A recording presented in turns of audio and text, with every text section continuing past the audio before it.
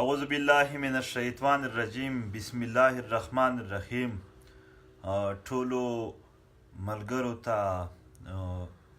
مشرانو ته، سپینږیریو ته، ځوانانو ته، خویندې ته، ورونو ته، ټولو ته د زړه له کومې سلام کوم. السلام علیکم ورحمت الله وبرکاتو. ملګرو د ډېر وخت هغه لږ یعنې د لایو راتګ دا شی زما کم شوی دی، او ملګري هم هر وخت کله په د فیسبوک باندې مختلف مسایل دوی سره راپورته شي، بیا هغې په حواله سره یو رهنمایي ضرورت هم لري، نو هغې حواله سره هم یو ډیمانډ وي، خو یعنې هغه یو مصروفیات زمونږ یا په ځینو خبرې چې داسې خبرې چې موږ پوهیږو چې دا غیر ضروري دي، یعنې دا یو وقتي شوشه ده د چا، یا یو وقتي داسې غدی چې هغې سره یعنې څه داسې فیوچر نه لري، داسې خبرې وي، نو هغې باندې هغه موږ نه کوو پیش یو نقطه نظر، او کوشش مو وي چې هره خبره چې هغه زمونږ قام ته، زمونږ وطن ته، زمونږ د وطن خلکو ته یو یعنې د ده د مستقبل سره تړلې وي، په هغې باندې زمونږ موقف وي هم او خبره هم وکړو. زه به نن په لږ څو ټاپک باندې خبرې کوم. اول ټاپک به زما ارمان لوڼي، شهید ارمان لوڼي وي، د پی ټي ایم دا مرکزي مشرتابه کښې او ارمان لوڼي په پیشه باندې یو ټیچر و، لیکچرر و، د خپل ژوند یعنې د پښتونخوا عام ولسي ژوند چې دی هغه د غربت ول ژوند، ده به ماشوموالی یې داسې تیر کړو چې یو د دوی پلار به دا نشي افورډ کولی چې په دوی سبق ولولي، بیا به ده خپل د ورځې سکول ته تاو، بیا به چې راغی د کویلې په کانونو کښې به مزدوري کوله، بیا به د شپې درزي توپ کوه، د خلکو پې جامې ګنډلې، او بیا یې سبق ولوسته، بیا دی چې ماسټر یې وکړ، لیکچرر جوړ شو، محنت یې وکړ، خپله خورکۍ یې وړانګه په هغې باندې د تعلیم کوه، او یو مثال و زموږ دپاره د ده ژوند چې څنګه د خپل ورونه خویندې رالویول او د هیلپ ورکوه او په دوی یې تعلیم کوه، خپل ځان یې د دغه غربت په ژوند چې هم یو باشعور انسان جوړ کړه، یو تعلیم یافته انسان جوړ کړه، یو د کار د معاشرې دپاره د کار بل جوړ کړه. هغه ته ما یو ځل ویل چې ستا سرکاري نوکري ده، تحریک چې ته غږ کوې ورسره یعنې مرسته، نو ستا نوکري نشي لاړه. ده وویل هم چې دا په دې تنخوا باندې زه د پښتونخوا وطن تحریک نشم پرېښودلی چې زه د یو تنخې دپاره د خپل وطن د مستقبل وي او زه هغه ته ترجیح نه کړم ور خپله تنخوا ته یې ورکړم، ذاتي ژوند ته یې ورکړم. ده به ویل چې که زما نوکري خرابه شي، ختم شي، نو زه خیر دی زه د بیا چېرته پروفیسر نه وم، بیا زه یو درزي وم، زه د یو بله پیشه اختیار کړم، خو چې د خپل وطن یو آواز وي، یو د دومره مظلومینو خبره وي چې زه پکې پاتې نه راشم. او هغه ارمان لوڼي بیا په لورلایي کې د پاکستان ریاستي ادارو لخوا ووژل شو، مړ یې کړو، یعنې د ده جرم د پښتونخوا وطن سره مینه وه، د خپل وطن د مظلوم ولس ترجماني وه، دلته یو ښه کردار ادا کول و، هغه باندې دوی دغه یعنې هغه ظلم زیاتی ورسره وکړه. او بیا هغې نه پس چې کله هم پی ټي ایم د ده د دغې پېښې د پلټنې دپاره، د تحقیقات دپاره یعنې یا کمیشن وغوښته یا یې اف آی آر درج کول غوښتل. اول چې څنګه دی شهید شو، دی له پوره شهید نه و، یا په اسپتال کې و چې دا د ریاستي ادارو چې کوم بېننګه او بې پته هغه د پپټ چې ورته وایي دغه کسان و، دغې ډایرکټ شروع کړو چې دا خو پوسټ مارټم ته نه ورکوي،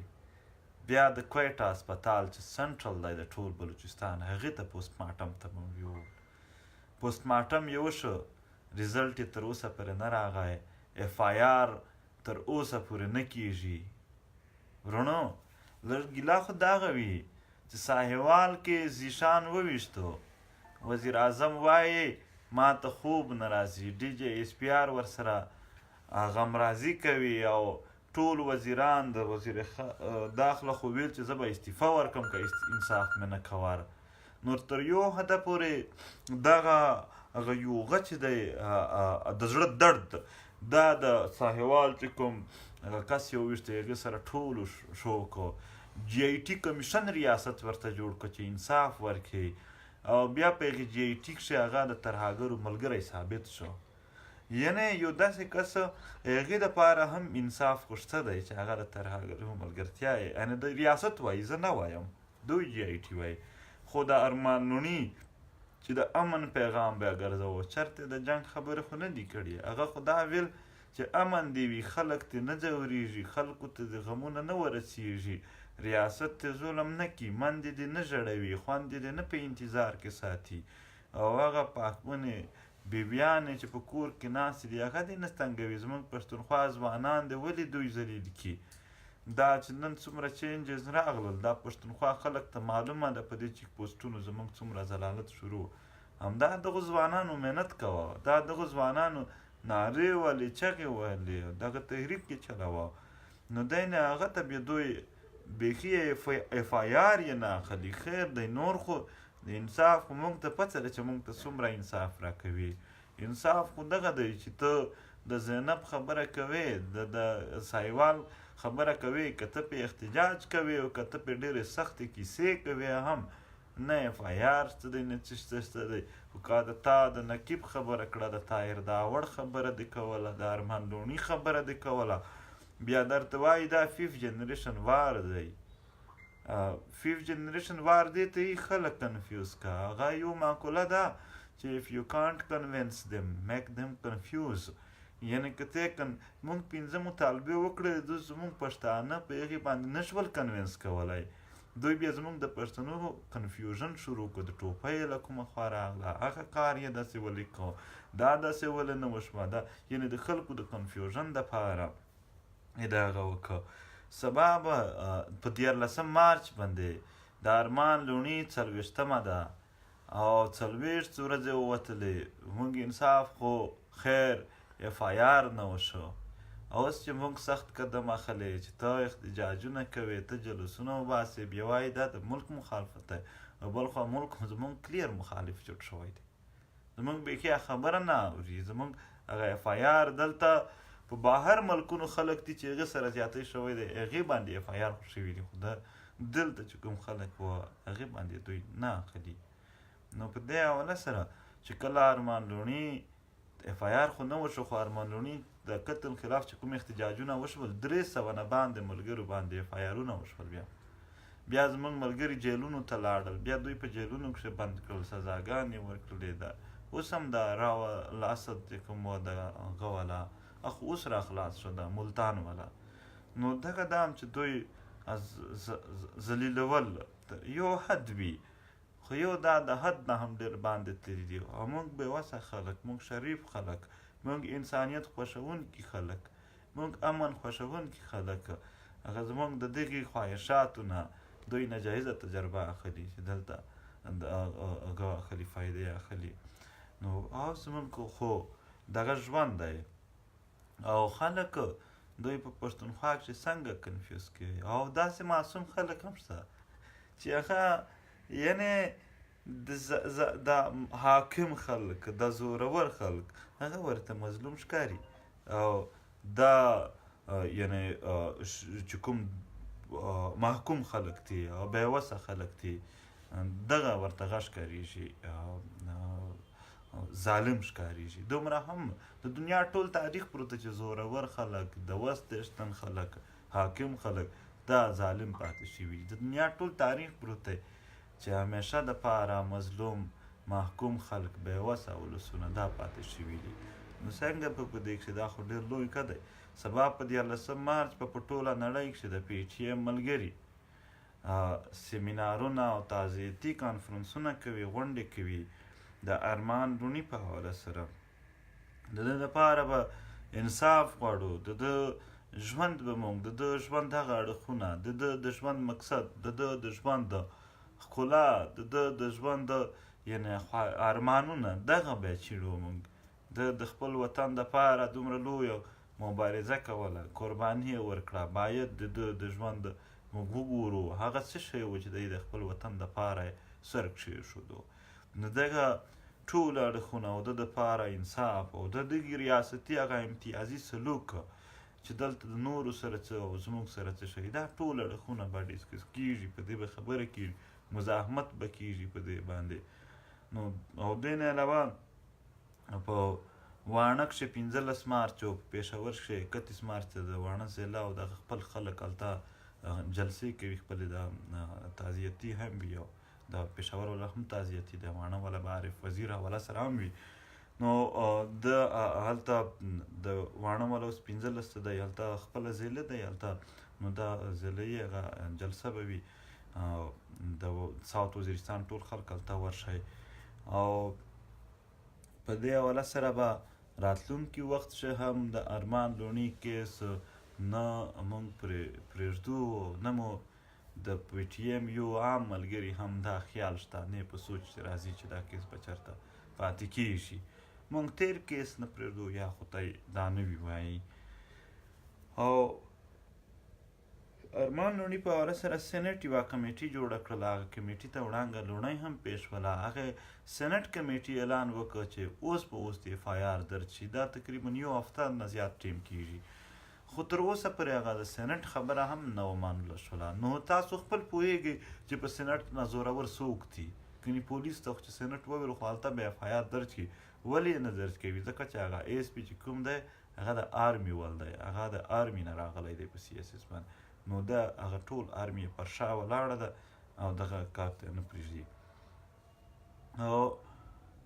ملګرو دا یو نورې څه داسې ټاپکس دي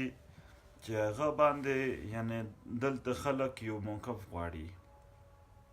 د پاکستان انډیا د جنګ خبرې وې، او دلته چې کومه د پی ټي ایم داسې خلک دی چې هغه نه یې خوښوي، مخالف خلک یې دی، هغه راغی او دا شروع کړ چې د پی ټي ایم څه موقف دی په دې باندې. ما ته یو ورځ یو ځوان هسې خپل ملګری ځوان هغې کوېسچن وکړ، ویلې چې زه او تره مې که سره رټ شي، جګړه مو سره راشي، نو نه که ډېره جګړه مو وي هم، خو د بهر نه که څوک راځي نو زه او تره به مې ورته یو کېږو. ما ورته وویل چې ورور جانه که تره دې نارې وویلې چې زه خو جنګ نه کوم، نو بیا به ته څه کوې؟ نو چې دلته وزیر اعظم دا وویل چې زموږ د امن خواهش دی، موږ جنګ نه کوو. ډي جی ایس پي آر وایي چې موږ جنګ نه کوو، د امن خواهش مو دی. وزیر داخله د وزیر اطلاعات خو وایي چې د دواړو خوا زموږ د پنجاب هغه دی نقصان دی، لهذا موږ بیخي نه کوو. نو چې دی خپلې نارې وایي چې موږ جنګ نه کوو، نو زه څوک یم چې هغې خوا نه به د جنګ اعلانونه کوم، یا به زه پښتانه بیا په جنګ باندې راپاڅوم چې تاسو جنګ وکئ او تاسو وجنګېږئ او دا ځانونه دې یعنې لاړ شي. چې یو شی شته نه، یعنې یو کار کوي نه څوک ریاستي، نو په دې باندې زموږ موقف ولې څوک غواړي؟ او بیا 3 ورځې اول د افغانستان په ولسوالۍ پکتیکا بیرمل علاقه روخه کلي کښې یوه پیښه شوې ده چې په هغې کښې یعنې 8 کسان وژل شوي دي.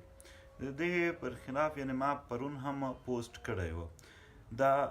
دا خلک وایي چې یعنې دا د پاکستان و د کسان، دا چې څومره هم بارډر علاقې دي هغه خلک اکثر ډول نیشنلټي لري. دا په کام وزیر دي، په وزیر کښې اتمانزي دي، په اتمانزي کښې کابل خیل دي، په کابل خیل کښې ملکشي دي. دا د ملکشو علاقه په بیرمل کښې ده، د دوی ذاتي خپله علاقه ده، دوی کډوال نه دي، دوی یعنې د پاکستان قبایل نه، بلکې دوی د افغانستان چې کوم قبایل دي د هغې سره باقاعده د دوی حصه لري. په افغانستان چې دوی نوکریانې هم دي، هر شی شته دی هلته. دا ځینې خلک وایي د پاکستان قبایل که چېرته وي هم راشئ ګورو، بیا دی بل یا د وزیرستان وي یا د بل ځای وي، وبیا ګورو چې قبرونه یې چرشې ښخ شول، دوی جنازې چرشې وشولې، هغه هلته د هغې خپل کلي و. هغه چې زموږ دا خبره ده چې موږ د ظلم مخالفت کوو، او بیا موږ دا ویلي دي چې هغه ځای شي دا پرون هم کړي وي چې که چېرته یعنې هلته حکومت ته دغې پلاټنې وکړي که چېرته عام ولس مړ شوی وي او بیا په هغې باندې چې چا هم دا کار کړی وي هغه حکومت دوی ته هغه ورکړي سزا ورکړي هلته د دوی 13 تاریخ ته نوی ډاکټر بیرمل چې د خلکو خپل احتجاج هم دی په دې حواله سره د افغانستان د سرحداتو چارو وزیر د دغې پلټنې حکم هم جاري کنن او د هغې دپاره ما پکې سره کمیټي هم تشکیل کړه ځکه چې دوی چې ما وکاته نو په هغې کښې دا هم ډېره ښه خبره ده چې دوی ډایرکټ د پلټنې هغه تفتیش یعنې تحقیقاتي کمیشن چې ورته وایي هغه سیټ کو جوړ یې که دا هم یو ښه خبره ده خو بیا هم زموږ په حواله سره موږ دا وایو د افغانستان په کارونو کښې په اندروني کښې موږ دا هغه نه کوو یعنې مداخلت نه کوو چې موږ یا د یو طرف سایډ اخلو یا د بل سایډ اخلو دلته بارها وختونه داسې راشي چې زموږ نه خلک یو موقف غواړي خو زه دا وایم چې په دې غږ کښې پاکستان چې څوک دلته خلک دي هغه زه د پاکستان څه وزیر خارجه نه یم زه د بل چا وزیر خارجه یم چې دلته د انډیا کښې څه چل وي یا بل ملک کښې څه چل وي دوی ماته وایي چې موقف ته پرې ورکړه که چېرته دا د دلته څه مسله وي نو د پاکستان وزیر خارجه څه دی هغې نه تاسو تپوس کوئ چې هغه د په دې باندې موقف ورکوي باقي زموږ د پښتون وطن خبره شوله د پښتون ولس د افغان ولس خبره شوله د پښتون وطن خبره شوله نو په پښتون وطن کښې موږ ظاهره خبره ده د مظلوم حمایت کوو کړی مو هم دی او د ظلم مخالفت موږ کړی هم دی او کوو یې هم او په دې حواله سره زموږ بیکینګ دی خو دلته یو قسم منافقت هم شروع شو هغه منافقت دا و چې هغه خلک یعنې په افغانستان چې هره ورځ دماکې کیږي دغه خلک خو ما یو ځل نه ولیدل چې په هغې باندې داسې ویلي وي چې منظور ته موقف پیش کړي یا د احتجاجونه وکړي یا د هغه وکړي یا د دغه وکړي دغو خلکو کله هم دا نه دي ویلي ټیک ده په هغې کښې هم عام ولس مړېږي یا بل ځای چې داسې بمباریانې په نور ځایونو کښې هم کېږي نور کېږي افغانستان چې جنګ روان دی هره ورځ دا یعنې دغه د جنګ ماحول وي نو که چېرته موږ په هغې باندې روزانه دغه چلوو بیا به ډېره مشکله شي چې دلته موږ او بل دا دلته خلک هم وایي چې تاسو د افغانستان خبره مه کوئ دا خو یعنې یو بل منافقت دا هم شو چې په یوه درته وایي چې ته د افغانستان خبره مه کوه په بل ځای چې د خپل کوم ځای چې هغه راشي موقف پرې درنی شي په هغه ځای چې درته وایي چې اوس یې وکړه نو دغه دا هم چې د پښتنو په حواله سره موږ بیخي کلیر یو چې د خپلو پښتنو آواز به خامخا پورته کوو چې او بیا د ظلم او د مظلومیت خبره خو موږ صرف د پښتنو دپاره هم غنه ده ساتلې دلته چې د سیندیانو سره ظلم شوی دی موږ یې هغې خلاف آواز پورته کړی دی هغه اوس چې د ارشد نامې ده که نو هغې باندې هم موږ آواز پورته کړی دی د بلوڅانو د میسینګ پرسنس کیسه موږ کړې ده موږ د مهاجرو کیسه کړې ده موږ د په پنجاب کښې دغه چې د امار یې ونیو ما تر ټولو اول پوسټ هم وکړو په هغې باندې آواز ما هم پورته کړو موږ د کشمیریانو خبره هم کړې ده موږ خو د ګلګیت بلتستان د بابا جان خبره کړې ده موږ د دنیا په هر ګوټ کښې یعنې د مظلوم یو حمایت کړی دی خو د دغې دا منافقت بیا موږ نه دی کړی چې یو ځای چې یعنې کېږي بیا هغه ته هېڅ نه وایو چې بل ځای چې کېږي بیا هغه ته وایو دلته خو د ځینې خلک چې دی وایي چې پی ټي ایم د خامخا هغه وکړي دغه وکړي هغه خو موږ په نور دلته چې موږ هغې په ارمان لوڼي باندې وال چیکه یو پوسټ باندې وي هغې په هغه باندې ارمزی باندې هغه چیکه یعنې پروفایل د به یو هم پوسټ نه وي کړی د به دلته چې په موږ باندې کوم ظلمونه کېږي په هغې به یو پوسټ هم نه وي چیک یې کوي تاسو ورونه د اکثر خدای به او موږ خپل په خپله مسله پوهېږو زموږ د پی ټي ایم چې کوم ملګري هغه موږ په خپله مسله پوهېږو چې کومه مسله موږ ټچ کول دي کومه نه دي ټچ کول نو په دغې او بله دا خبره چې یعنې د چېرته یو واقعه وشي په هغې باندې تحقیقات د دغې سره ملکونه جوړیږي ورسره کمزوریږي نه څوک ته په دا هم ګیله نه کوي چې منظور ولې د پلټنې او د تحقیقات خبره وکړله په دې باندې قطعا نه ملکونه خرابېږي ورسره ښه کېږي یا هم د ولسونو اعتماد پرې زیاتېږي او نورې ملګرو داسې خبرې وي د فیسبوکي بیسونه مباحثې په دې کې زه وایم زموږ خپلو ملګرو ته چې هېڅکله د شدت نه کار مه اخلئ زموږ معاشه په مختلفو اسپیکټ سره یعنې هغه سره ډېر څه کار پاتې دی موږ ته، ډېره زیاته میچورټي پاتې ده زموږ ځوانانو ته، تر ما پورې ټولو ته، چې موږ په د خپل وطن په ټولو مسلې باندې ډېر کلیر شو. ملګرو څوک هم چې د وطن په مسله کلیر نه وي هغه بیا کنفیوز کېږي زر کې. د زموږ ملګري اکثر کنفیوز شي. څنګه به کنفیوز کېږي؟ یعنې زه خپل ذاتي وایم دلته دې راشي د پاکستان یو جرنیل دې کښېني ټوله ورځ د وایي چې نر پښتون باتور پښتون، ما ته دا خوند نه راکوي، نه دا په ما څه اثر کوي، یا د ټوله ورځ دی کنځلې کوي په ما څه اثر نه کوي. دی که ښه راته وایي که بد راته وایي په ما اثر دا نه کوي. په ما که اثر کوي د خپل وطن ښه و بد، که زما وطن جوړېږي ګډ سره د زما څوک مخالفت کوي، زما د خاورو د خلکو د مخالفت کوي چې وطن مې جوړېږي دی جوړوي، نه ټیک خبره ده. او که څوک زما وطن بربادوي او بیا دی که په خوله باندې زما دپاره ډېرې ښې خبرې هم وباسي، ډېر زما سایډ هم اخلي، ډېر څه داسې کښلي کیسې کوي، ما ته هېڅ ضرورت نشته دی، نه په ما باندې دې کې هېڅ غږ دی احسان، نه زه دی د ځان بیا په دې باندې خپل بوللی شم. نو دغه دا هم چې دلته په د فیسبوکو بحثونو مباحثې کښې ډېر داسې د وطن خبره او د وطن په حواله سره ډېر کلیر پوزیشن ډېر ښه. ما د هغه ته انټرویو ورکړې وه خو دوی نه کړه د نشر خیبر نیوز ته، او خیبر نیوز کې یعنې مطلب دوی هغه ټول کوېسچن کول دا ته اوس هغه وخت چېرته نوي څو کوېسچن یې هم وکړل. دوی ویل هم تاسو د خو دا ښه وه چې نه شوه، ما ویل دغه خبرې هلته ډېرې، تاسو خو ازادي غواړئ، تاسو خو پښتونستان غواړئ، تاسو خو د لروبر نارې کوئ، هغه د دغه د ملګرو دا ډېرې واضحې خبرې دي. دوی وایي تاسو پښتونستان او ازادي غواړئ. ما هلته ورته ویل چې زه یو ځل تا ته پښتونستان او ازادي ډیفاین کوم، بیا هغې نه پس د پی ټي ایم موقف درته ښکاره کوم په هغې باندې. ما ورته ویل چې که د پاکستان ټول بجټ راواخلې او فوج ته هم یوه روپۍ نه کوي، پنجاب ته نه کوي، ټول په کې پی کې باندې خرچ کوي، ټول سهولیات هلته جوړ کړي، دا کې پی کې داسې جوړه کړي، دا پښتونخوا ټوله یادوم، دا پښتونخوا داسې جوړه کړي لکه لندن. بیا هم چې د پښتونخوا ولس وغواړي چې زه د دنیا د ملکونو په منځ کې ځان ته یو خپل حیثیت قایمول غواړم، زه په خپله پښتون خاوره باندې ژبه باندې د بلې خاورې له بلې ژبې شیرینګ د اقتدار نه ورسره کول غواړم، دغو خلکو سره زموږ خپل حیثیت قایمول. دا د دوی بیا هم انساني حق دی، چارټر د چې کوم د اقوام متحده چې پاکستان ساین دی، پاکستان خپل هغه حق استعمال دی جوړ دی، کشمیر هغه حق استعمالوي، دا د دوی بیا هم که دوی پښتونستان جوړوي که ازادي غواړي دا یې حق دی. ها تاسو لفظونه کریمینل کوئ، هغه کریمینل ورډز جوړ کوي، هغه بیا په سړي ور وتپي چې دوی بیا بدنام شي. دا خو څه هېڅ کریمینل ورډز هم نه دي، دا د انسانیت په حق کښې. ها دا پی ټي ایم هغه درته کوم وضاحت، د پی ټي ایم نه د اجنډا ده نه دا مطالبه ده، هلته مې ورته دوی بیا د نورې کیسې راپورته کړلې، ستاسو د لر او بر یو افغان ناره وایي. ملګرو یوه خبره زه درته کوم، که دا ناره هسې هم د پی ټي ایم په جلسو کښې نه، تقریبا دا د څومره هم چې دلته د وطن خبره کوي د هغو ټولو خلکو په جلسو کښې دا کیسه کېږي. افغان د یو نسل نام دی، لر و بر یو افغان، مطلب دا دی چې دا نسل یو دی. دا ناره که څوک نه ووایي بیا هم یو دی، که څوک دی دا نن وزیر دی هغې خوا پراته دي، وزیر قبیله 15% هلته پراته ده، 15% دې خوا پراته ده، نو هغه بیا هم په نسل یو دي، څه نشي پرې کولی. مسعود هلته پراته دي، دلته داسې یوسفزي هم هلته پراته دي، داسې شینواري دي، مومند دي، هر قام هلته هم پروت دی، کاکړ دي، چکزي دي، دې خوا پراته دي، په قام خو دوی بیا هم یو دي. دا خو که څوک دا کیسه نه وکړي هم بیا هم هغه کیسه ده. د دغې سره خو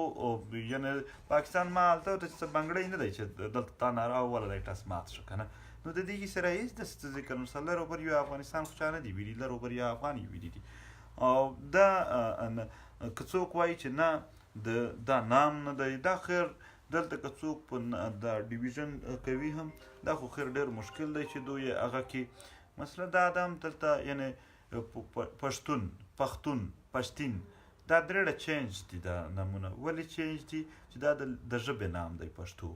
چې څوک ورته پښتو خین استعمالوي هغه پښتون بولي، څوک چې پښتو شین استعمالوي هغه پښتون بولي، څوک چې پښتې پښتین یا استعمالوي هغه پښتین بولي. نو دا د لهجې دي. تون تون لفظ یعنې چې چېرته هم مکتون، روغتون، پوهنتون، بلانګ ټو، یعنې څوک پښتو ژبه وایي. د نسل نام خو یعنې په دې کښې چاته هم څه داسې تاریخي حواله دې راوړي موږ دې پرې پوه کړي. د لرو بریو افغان لرنه دوی دومره غه جوړ کړی و چې ته به وایې هم چې بس که 3-4 ځله چا په زور ووله دلته ملک ماتېږي. نه دومره وړوکی سیسټم دی، نه دومره وړوکی ملک دی، دی په یوه ناره ماتېږي. نه دغه نه څوک انکار کولی شي چې پښتانه یو نسل دی. دوی داسې قسم هغه یو په خلکو کښې کنفیوژن جوړوي. ما اول درته وویل چې اف یو کانټ کنوینس دم، که ته کنوینس کولی نه شې څوک میک دم کنفیوز، دی بیا کنفیوز که. نو دوی هغه کار شروع کړی دی. دا یو قسم 5th جنریشن وار دی چې زموږ سره کېدېږي، زموږ سره دوی کوي چې زموږ هغه مسایل، زموږ هغه کیسې هغه دوی اډریس کوي نه. نن علمزیب مسعود په جیلونو کښې پروت دی، څه بد یې کړي وه. او تاسو راته وښایئ په راوانور باندې خو د قتل مقدمه وه، د یو نه د ښه ډېر هغه جیل وخوړه.